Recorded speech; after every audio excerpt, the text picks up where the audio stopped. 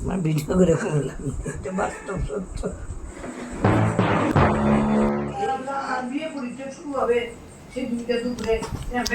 এই অবস্থা কারণ ও পরীক্ষা দিয়ে কালকে ওর ফাইনাল পরীক্ষা মানে ম্যাথ পরীক্ষা।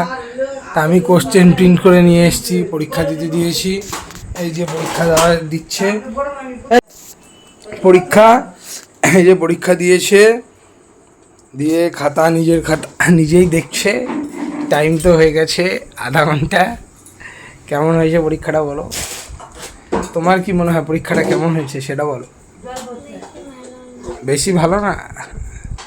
ঠিক আছে।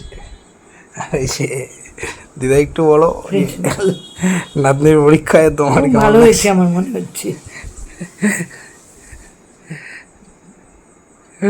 বাংলার 5 পরীক্ষা ওর ইংলিশে দিতে হবে, কিন্তু মুখটা করে আছে বাংলার 5। সব ভালো লাগে, পড়তে ভালো লাগে না এটা দিতে। দিদা মুখে লেগেছে আগুনের আঁচ।